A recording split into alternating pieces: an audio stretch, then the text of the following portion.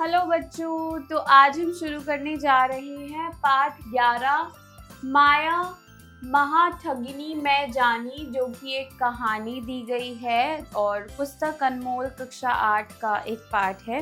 इस कहानी को पढ़ना शुरू करते हैं बच्चों।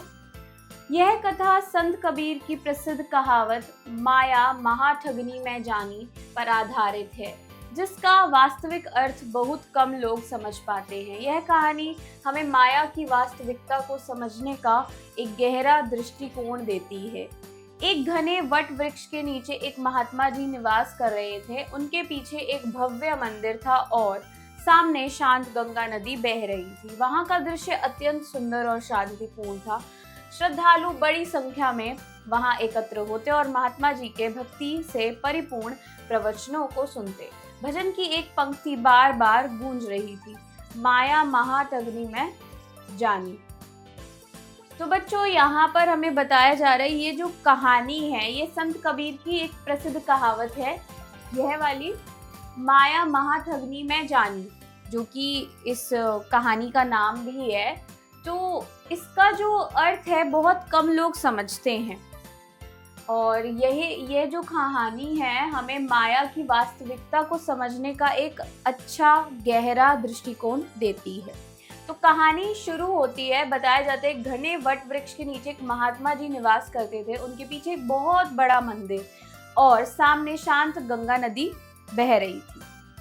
वहां का दृश्य जो था बहुत सुंदर शांतिपूर्ण था। श्रद्धालु बहुत सारे आते थे वहां पर, महात्मा जी के भक्ति से परिपूर्ण प्रवचन सुनते थे और एक भजन की पंक्ति बार बार वहां गूंज रही थी, यह वाली माया महाठगिनी मैं जानी। ठीक है बच्चों, आगे पढ़ते हैं। तभी एक भक्त ने जिज्ञासावश पूछ लिया, महाराज यह माया क्या है?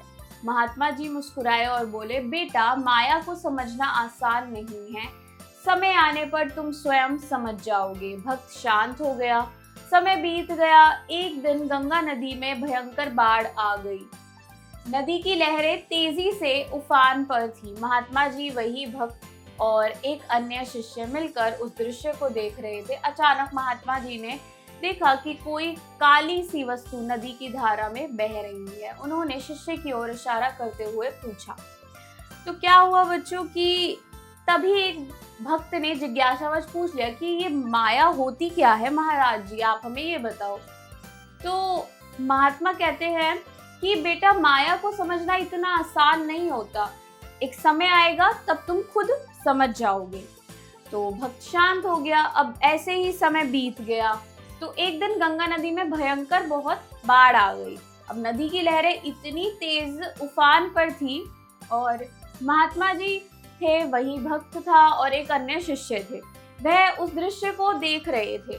अचानक जो महात्मा जी है वह देखते कि कोई काली सी वस्तु है नदी की धारा में और उन्होंने शिष्य की ओर इशारा करते हुए कुछ पूछा। देखते हैं क्या पूछा। देखो वह क्या बह रहा है। शिष्य ने ध्यान से देखा और बोला, लगता है कोई कंबल है। महात्मा जी बोले, हो सकता है। शिष्य ने अनुमति मांगी, क्या मैं उसे निकाल लाऊं? महात्मा जी ने मना किया, छोड़ दो, उसकी कोई आवश्यकता नहीं। पर शिष्य नहीं माना और नदी में कूद पड़ा। उसने बहती वस्तु को पकड़ लिया और उसे खींचने की कोशिश करने लगा, लेकिन तेज धारा उसे बहाती जा रही थी। वह डूबने लगा और चिल्लाया, बचाइए, मैं डूब रहा हूँ। महात्मा जी ने ऊंची आवाज में कहा, कंबल को छोड़ दो बेटा, उसे छोड़ दो। तो बच्चों आगे क्या हुआ कि महात्मा जी उस शिष्य को कहते हैं कि कुछ बह रहा है। शिष्य ध्यान से देखता है और बोलता है, लगता है कि कोई कंबल है। महात्मा जी बोलते हैं, हाँ हो सकता है। शिष्य कहते हैं कि क्या मैं उसे निकाल कर ले आऊं? महात्मा जी मना कर देते हैं कि छोड़ दो, कोई आवश्यकता तो है नहीं। पर शिष्य मानता नहीं है, नदी में कूद जाता है। फिर भी अब उसे बहती वस्तु को पकड़ लिया, उसे खींचने की कोशिश भी कर रहा था, पर धारा ही इतनी ज्यादा तेज थी कि वह बहता जा रहा था और डूबने लगता, चिल्लाता है, बचाइए, मैं डूब रहा हूँ। और जो महात्मा जी है उसे ऊंची आवाज में कहते हैं कि कंबल को छोड़ दो बेटा। ठीक है बच्चों, आगे बढ़ते हैं। शिष्य ने दर्द से चिल्लाते हुए उत्तर दिया, बाबा मैंने तो उसे छोड़ दिया, लेकिन वो मुझे नहीं छोड़ रहा। तब महात्मा जी गंभीर स्वर में बोले, यही है माया, जिसे हम छोड़ना चाहते हैं लेकिन वह हमें जकड़े रहती है। यही उसकी ठगनी प्रकृति है। पर सच्चाई कुछ और थी। जिसे शिष्य ने कंबल समझा था वह असल में एक भालू था जो उसे जकड़े हुए था। शिष्य ने अपनी अंतिम सांस ली और सदा के लिए डूब गया। उस पल माया महाठगनी मैं जानी का सही अर्थ उस शिष्य को समझ आ गया, पर दुर्भाग्यवश अब वह किसी और को यह समझा पाने के लिए जीवित नहीं था। तो बच्चों आगे क्या हुआ, शिष्य जो था दर्द से चिल्ला रहा था, बोलता है बाबा मैंने तो उसे छोड़ दिया परंतु वह मुझे नहीं छोड़ रही। फिर महात्मा जी बोलते हैं कि यही है माया जिसे हम छोड़ना चाहते हैं परंतु वह फिर हमें जकड़ लेती है और यह उसकी ठगनी प्रकृति होती है। असल में जिसको वो कंबल समझ रहा था वह एक भालू था जो उसको जकड़ रखा था और शिष्य फिर अंतिम सांस लेता है और फिर डूब जाता है। उस पर माया महाठगनी में जानी, इसका सही अर्थ शिष्य को समझ तो आ जाता, पर दुर्भाग्यवश अब यह चीज वो किसी और को समझा नहीं सकता था क्योंकि वह जीवित ही नहीं बचा। ठीक है बच्चों, आगे बढ़ते हैं अब हम। शब्दार्थ मीनिंग्स, विराजमान प्रेजेंट, माया डिल्यूजन, श्रोता ऑडियंस, मनोहारी ब्यूटीफुल, भव्य ग्रैंड, ठगनी अ फीमेल रॉबर, मंद मंद स्लोली, दर्शक विजिटर। ठीक है बच्चों, अभ्यास एक्सरसाइज गाथा से फ्रॉम द सागा। क निम्नलिखित प्रश्नों के उत्तर दीजिए, आंसर द फॉलोइंग क्वेश्चंस। करते हैं बच्चों कुछ प्रश्नों के उत्तर। प्रश्न एक, मंदिर के आसपास का दृश्य कैसा था? उत्तर होगा मंदिर के आसपास का दृश्य बहुत सुंदर था। उसके सामने एक गंगा नदी बह रही थी और बहुत ही शांतिपूर्ण माहौल था। दूसरा, मंदिर कहाँ बना हुआ था?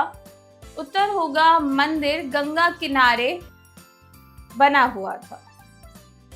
प्रश्न 3, भक्त को माया का रहस्य कब समझ आया? उत्तर होगा भक्त को माया का रहस्य तब समझ आया जब वह पानी में डूब रहा था।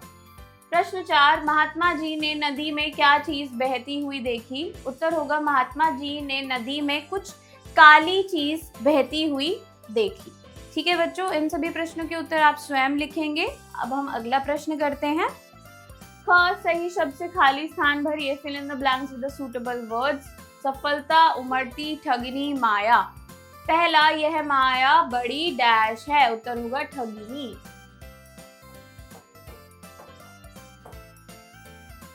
दूसरा, डैश को समझ पाना बहुत कठिन है, उत्तर होगा माया। तीसरा, भक्त और महात्मा जी गंगा की डैश लहरों को देख रहे थे, उत्तर होगा उमड़ती। चौथा, शिष्य को कंबल को अपनी ओर खींचने में डैश नहीं मिली, उत्तर होगा सफलता। आगे बढ़ते हैं बच्चों, अब हम भाषा ज्ञान अंडरस्टैंडिंग ग्रामर। ग निम्नलिखित शब्दों का अर्थ अंग्रेजी में लिखिए। Right the meaning of the following words in English. लिखता है बच्चों, पहला मंदिर टेम्पल, दूसरा आश्रय रेजिडेंस, तीसरा भक्त डिवोटी, चौथा आज्ञा परमिशन,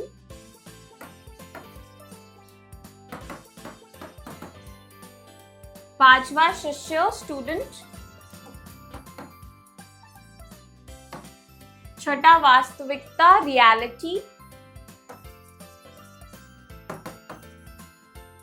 घ सही उत्तर पर सही का निशान लगाइए। टिक right on the correct answer. पहला, महात्मा जी किस वृक्ष के नीचे विराजमान थे? पीपल के, नीम के, वट के, उत्तर होगा वट के। दूसरा, नदी में कौन कूद पड़ा? शिष्य महात्मा दोनों, उत्तर होगा शिष्य। रचनात्मक गतिविधियां क्रिएटिव एक्टिविटीज। अड़, माया हमें क्यों ठगती है? विषय पर 4 पंक्तियों का अनुच्छेद लिखिए। Right a short paragraph 4 lines on the topic why does Maya deceive us.